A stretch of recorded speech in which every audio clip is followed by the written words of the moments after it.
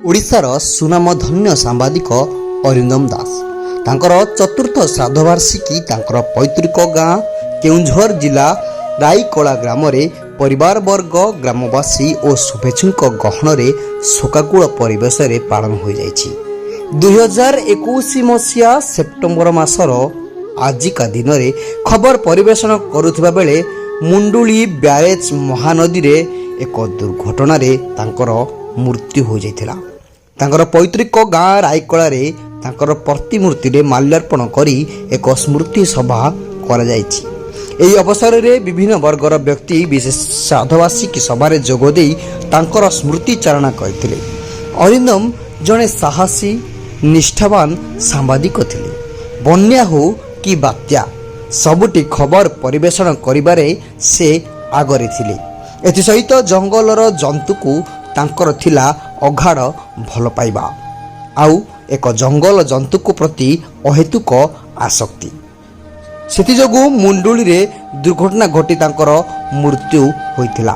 ଜଣେ ସଚ୍ଚୋଟ ସାହସୀ ଓ ନିଷ୍ଠାବାନ ସାମ୍ବାଦିକ ଅରିନ୍ଦମଙ୍କୁ ଆଉ କେଉଁଝର ମାଟି ପାଇବେ ନାହିଁ, କିନ୍ତୁ ତାଙ୍କର ଯଶ ସବୁଦିନ ତାଙ୍କୁ ମନେ ପକାଉଥିବ।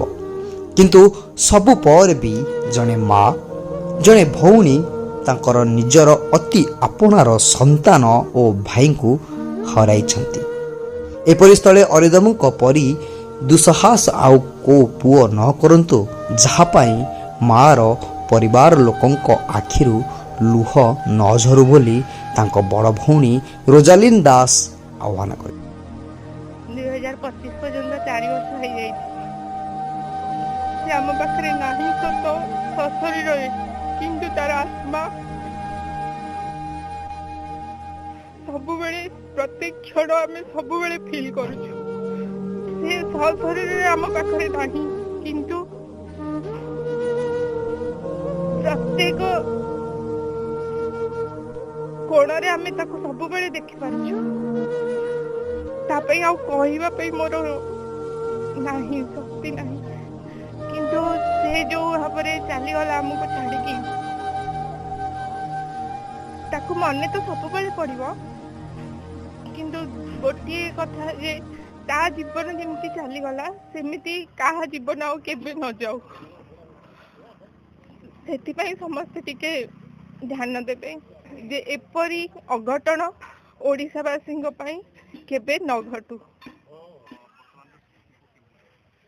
ତାଙ୍କ ଭଳିଆ ପର୍ସନ୍ ବହୁତ ରେୟାର ପର୍ସନ୍ ମିଳିବେ। ତାଙ୍କ ଭଳି ସେ ଯେଉଁ ଛାପ ଛାଡ଼ି ଯାଇଛନ୍ତି, ମୁଁ ଆଶା କରିବି ଯେଉଁ ନ୍ୟୁଜ୍ କମର୍ସ ମାନେ ଆସୁଛନ୍ତି, ଯେଉଁ ସାମ୍ବାଦିକକୁ ଯେ ନିଜର କ୍ୟାରିୟର କରିଛନ୍ତି, ତାଙ୍କୁ ଅନୁସରଣ କରିବେ। ତାଙ୍କ ଭଳି ତାଙ୍କ ପାଖରୁ ସେ ପ୍ରେରିତ ହେବେ। ତାଙ୍କ ପ୍ରେରଣା ତାଙ୍କ ପାଖରେ, ତାଙ୍କ ସାଙ୍ଗରେ ଯେଉଁମାନେ ଥିଲେ ଏବଂ ତାଙ୍କ ସଂସ୍ପର୍ଶ ଯେଉଁମାନେ ଆସିଥିଲେ, ତାଙ୍କୁ ଅନୁରୋଧ କରିବେ ସେ ସେଇଭଳିଆ ଯେମିତିକି ମାନେ ଏତେ ବଡ଼ ୱାରିୟର, ୱାନ୍ ଟାଇପ୍ ସେ ୱାରିୟର ଯୋଦ୍ଧା, ଆଉ ସେ ବହୁତ ବଳିଦାନ ଦେଇଛନ୍ତି। ଚତୁର୍ଥ ଶ୍ରାଦ୍ଧବାର୍ଷିକୀ ଅବସରରେ ଏ ଗ୍ରାମବାସୀ ତଥା ସମସ୍ତଙ୍କ ତରଫରୁ ହାର୍ଦ୍ଦିକ କୃତଜ୍ଞତା ଜ୍ଞାପନ କରୁଛି।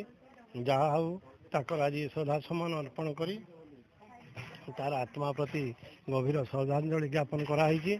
ତେବେ ଆଗାମୀ ଦିନରେ ମଧ୍ୟ ତାର ଯେପରି ଉଦ୍ଦେଶ୍ୟ ଯାହା ଥିଲା, କିଛି ଗୋଟେ ଲୋକଙ୍କର ସେବା ଶୁଶ୍ରୂଷା କରିବା, ସେଇଭଳିଆ କାର୍ଯ୍ୟକ୍ରମ ସବୁ ଗ୍ରହଣ କରିକି। ସିଦ୍ଧେଶ୍ୱର ସାହୁ, ମୁଁ ସାମ୍ବାଦିକ ଅଛି କେନ୍ଦୁଝର ଜିଲ୍ଲାରେ। ଅରିନ୍ଦମ ଆକ୍ଚୁଆଲି ମୋ ଛୋଟବେଳର ସାଙ୍ଗ, ଯେଉଁଠିକି ଆଜି ଚତୁର୍ଥ ବାର୍ଷିକୀ ଉତ୍ସବ ଥିଲା, ମୁଁ ସେଥିରେ ଆସିଥିଲି। ଆଜି ବହୁତ ଦୁଃଖ ଲାଗିଲା ଯେ ପରିବେଶ ଭିତରେ ତାକୁ ପାଇଲିନି, ଯେଉଁଠିକି ଲାଗୁଛି ଯେମିତି ସେ ମୋ ପାଖରେ ବସିଛି। ଯେହେତୁ ସେ ଛୋଟବେଳର ସାଙ୍ଗ ଥିଲା, ସବୁ କାମରେ ସାଥ ଦେଉଥିଲା, ଜିଲ୍ଲାର ଉନ୍ନତି ଦିଗରେ ସେ ସବୁ। ଆଜି ଯେଉଁ ହସ୍ପିଟାଲ ହେଇଛି କେନ୍ଦୁଝରରେ, ନୂଆ ହସ୍ପିଟାଲ ତିଆରି ହେଲା, କଲେଜ ତିଆରି ହେଲା, ୟୁନିଭର୍ସିଟି ହେଇଛି, ସେ ସବୁ ୟୁନିଭର୍ସିଟି ଉପରେ ବି ତାର ଭୂମିକା ବହୁତ ଥିଲା, ଯେଉଁଠିକି ଲଢ଼େଇ କରୁଥିଲା, ଆନ୍ଦୋଳନ କରୁଥିଲା। କିନ୍ତୁ ଆଉ ତାକୁ ଆମେ ଦେଖିବାକୁ ପାଉନୁ, ଯେଉଁଠିକି ଆମେ ଆଜି ତାକୁ ବହୁତ ଝୁରୁଛୁ। କିନ୍ତୁ ଏତେ ଦୁଃଖ ଲାଗୁଛି ଯେ ପ୍ରତିଟି ଜିନିଷରେ ତାର ଭୂମିକା ଆଜି ସମସ୍ତଙ୍କୁ ମର୍ମାହତ କରୁଛି। ସବୁ ଦୁଃଖ ତା ପାଖରେ ଆଜି ଜଣାଉଛୁ ଯେ ସେ ଯେମିତି ଆଗକୁ ଭଲରେ ରହୁ, ତା ପରିବାର ଭଲରେ ରହୁ, ଏତିକି ମୁଁ କହିବି। କେଉଁଝରରୁ ସିଦ୍ଧେଶ୍ୱର ସାହୁଙ୍କ ରିପୋର୍ଟ, ସୁଅମାଟି ନ୍ୟୁଜ୍।